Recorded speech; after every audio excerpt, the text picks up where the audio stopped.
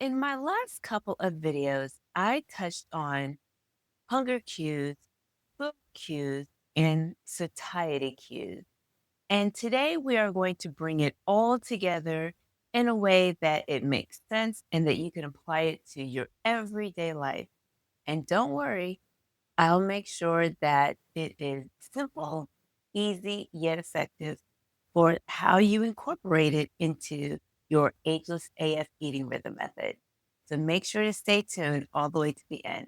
Hi, I'm Daphne, and I'm the face behind Ageless After 50, where we ditch diet culture, reclaim our rhythm, and thrive unapologetically. When it comes to a hunger cue is primal within us. That is our body telling us that we need nutrient dense food ASAP. And the way you can tell you are truly experiencing a hunger cue is if you're starting to feel lightheaded, your stomach is growling uncontrollably, you are experiencing brain fog. There's a number of cues that your body will give you to indicate that you're hungry. Now, let's put a little fly in the ointment when it comes to a hunger cue. A hunger cue can also mean you're dehydrated, meaning you just haven't taken in enough water. Make sure that you're taking in enough water that is equivalent to your weight. Your mileage may vary. I personally drink anywhere between 3/4 of a gallon to a gallon of water per day. That can seem a bit daunting at first, but you want to make sure that you are drinking water, especially if you're undergoing a fast, whether it's a 12-12 fast or an alternate day fast. Make sure you're staying hydrated to give your body the hydration it needs to function properly. And so a hunger cue can be running around in disguise as dehydration. And how do you know you're dehydrated? If your tongue starts feeling dry, you're feeling lightheaded, you haven't drank any water for a couple of hours, more than likely you're dehydrated. And dehydration can mimic hunger. So it's important to get really in tune with your body so you can intuitively know what it is that your body needs in the moment. Does your body need hydration or does your body need nutrient dense food? So that touches on what a hunger cue is. It can masquerade as lack of hydration. And quick tip, I personally don't care for the taste of just water by itself. So I like to always squeeze in some either Persian lime or just some lime to give it that little mocktail feeling. And it's a game changer. I have no problem getting my water down, and it's better than just trying to chug down gallons of water. There's no reason to dread water. Flavor it up with something. Make sure it's not breaking your fast, so you don't want to flavor it up with some type of fruit or something with sugar. A couple of squeezes of lime juice, a couple of squeezes of lemon juice. There's a lot of different things that you can use. So moving on to food cue. What is a food cue? Food cue is an imagined need for the most part. Now, with the food cue, if you were not hungry and then all of a sudden an image of food appears to you, and that can be while you're scrolling through your social media, that can happen as you're watching TV, you're at work, you're at a social gathering, and food appears in front of you, and all of a sudden, oh, I want that. Your mouth is watering, you're drooling, you're just like, you can literally taste the food in front of you. More than likely, that's a food cue. The food is right there in front of you. If you are not filled with nutrient dense food prior, and as an example, let's say you ate before you went to the event, or you're at work, you just had lunch and someone brought in some treats from the local bakery, and now you want that. That's where a food cue comes in. This is imagined, meaning that had it not been there, you would not have been thinking about it. And there's nothing wrong with the food cue.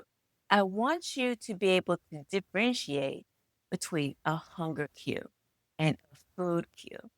A hunger cue is primal. This is what your body needs to survive.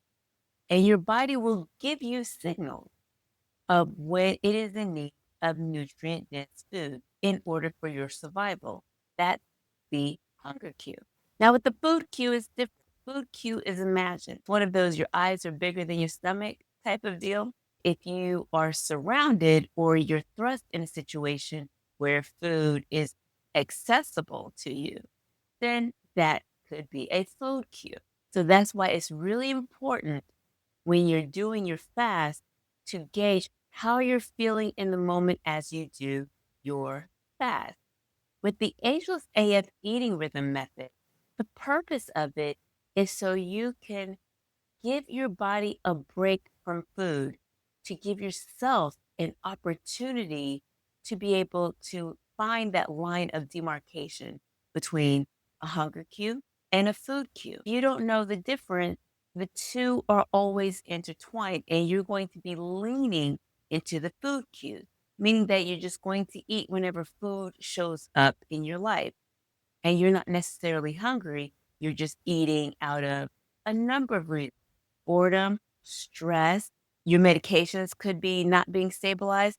That's something that you definitely want to address with your doctor because there are some medications out there that do increase appetite. And as a sidebar, make sure before embarking on any eating rhythm method that you consult your medical professional first.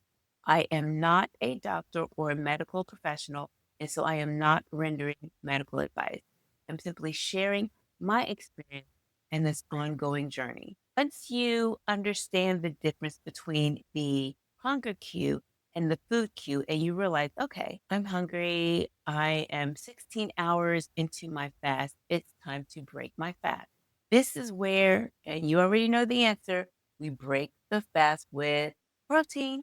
Once you break your fast with protein, and it can be any type of protein, animal protein, non-animal protein, if you're a vegetarian, a vegan, if you're more comfortable working around protein shake. I always ask before you partake in a protein shake, read the label and read the ingredients and make sure that protein shake is not more chemical laden than protein nutrient dense. And later, as we go into this channel, I'll find some protein shakes that I put my own stamp of approval on that you're more than welcome to research on your own. We'll cross that bridge when we get to it. So you've ended your fast, you're ready to eat, you've eaten your protein first, and now you're ready to indulge in your favorite foods. And that's great. Here is where we bring in satiety cue. What is a satiety cue? A satiety cue is when you know that you are full to satisfaction levels. Notice I did not say stuffed. We don't want you to be stuffed to the point where you can't breathe when you're pushing yourself away from the table after you finish eating. I want you to be satiated, full, meaning like that was pleasant. I have my nourishment and I can go on about my day. You should not be sleepy after you finish eating a meal. If you are, then you have surpassed your satiety cue. And a satiety cue is tricky. For the most part, if you are a yo yo dieter or grew up in a childhood where you were part of that clean plate club, refer to my video from the other day. I mentioned that where you had to clean your plate off regardless. Otherwise, you were either punished if you did not clean up the plate. You better eat all your vegetables. Otherwise, I'm going to take away your TV activities for the day or the evening. Or you better eat your vegetables. You better eat the whole plate, or you're not going to get dessert. Hey, I'm Gen X. We are G's out here in these streets. But that's what we grew up with. And our parents did what they could. So we appreciate it. Those ideologies are indoctrinated in us now, thinking that when there's a plate of food in us, we have to scarf it down. No. Food is there to nourish you, the sole job of food, to nourish your body. And I want you to become adept with identifying which foods nourish you better than others. I'm not asking you to now forego a whole section of food. Oh, you have to give up all carbs. Nope, you have to give up all fat. Oh, you have to give up all protein. I'm never going to ask you that. This is your lifestyle, your rules, and the Ageless AF eating rhythm method is not a a diet. It's a way of eating. It is delayed gratification. You can have whatever you want, adjust it within your window. So, going back to satiety cues, when are you full? Measure that instinctively. My favorite thing to eat are crabs, blue crabs, any kind of seafood. Oh, anything that's been pressure cooked. I love pressure cooked meals. And I always have to know when to say when and to understand it's not going anywhere. I can hook it up for leftovers following day or later in my window. But don't feel that just because you've been given a big plate by grandma at the holiday meal for your family gathering, that you're obligated to eat the entire plate. You're not. You are not a human garbage disposal. You are ageless AF. And we are mindful of the nutrients that we're taking in first. When you take in the nutrient dense food first, you leave the miscellaneous for later. And miscellaneous can be chocolate, donuts, cookies, all the good stuff. I'm not saying that you can never have them. We're just delaying it. Make sure the good stuff is in you first, then you have it. Because what you'll find is you're not so hungry at that moment and you only want a few bites. I want you to get in tune with the satiety cues of when you're full. Do not eat to stuffness each time you sit down at the table, because then you'll never recognize when you are truly just full. Full is, okay, I feel nice. I've gotten my nutrient dense food in. I'm done eating. Push the plate away. Stuffed is, oh my God, my stomach is killing me. I ate too much. Oh, I can't do anything for the next 2 hours. That's stuff. Know the difference. And it's a very fine line. If you choose between satiety when it comes to feeling full and being stuffed. And that's why it's important to cherish, savor, and be in the moment. When you eat too fast, you're more than likely to override your satiety levels. And then it's too late. I want you to see food as a mini celebration, giving your body the nutrient dense food it needs so it can operate its maximum capacity. And all of this, it's not going to come like that. It takes work to take experimentation, and everyone is different. For me, it took roughly about 6 months for me to really understand the nuances between a hunger cue, a food cue, and a satiety cue. But once I was able to get that symphony together, now I can't unsee it. And I live my life every day based on those three cues. I don't stuff myself. I know the food is always there. It's in abundance. I make sure that I nourish my body accordingly. And so my relationship with food is healthy. All those years ago, when I weighed 400 pounds in my 20s and then lost weight, but then yo yo dieted and all the drama, my relationship with food was so unhealthy. It was a love hate, give or take, yin yang. We were just never on the same page.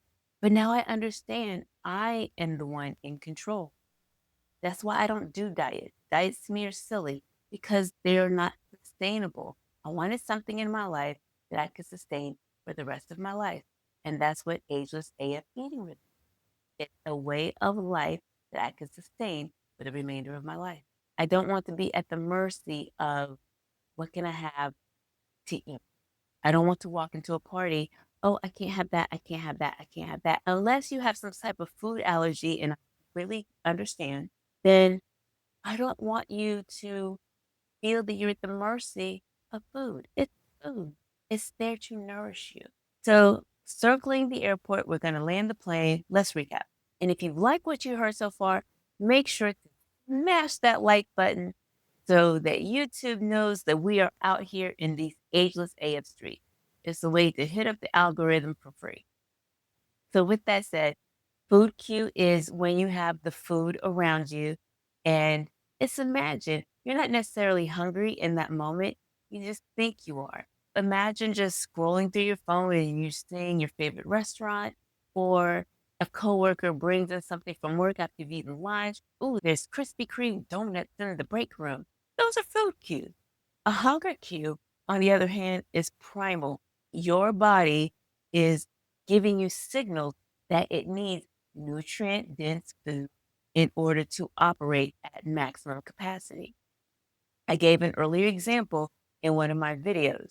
If you are in the throes of your hunger cue picture, you being exhausted, you're yawning, you're sleepy, is this the time you're going to pick to get behind the wheel and start to drive? No, that's dangerous. It's the same with the hunger cue. If your energy, you're having brain fog, you're lightheaded, your stomach is growling, all of those is your body's signals telling you, hey, feed me. That's a hunger cue. And going to satiety cue.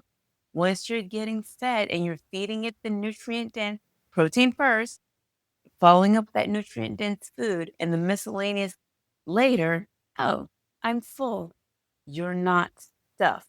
Okay. You're not an olive. There's no reason to stuff you. Okay. No one is taking the food away from you. It's just food. You can have it later. Have it later in your window. If you're at a restaurant, ask for a to go bag. No shame in that. But you are not a human garbage disposal. Eat what you need, save the rest for later. And there you have it. If you like what you've heard today, make sure to subscribe because we have so much content coming for you. And we'll have new content for you fresh off the press every Tuesday and Thursday. And share with another woman over the age of 50 who really needs to hear this because it takes a community to thrive. And that's what we are. You are in a safe space.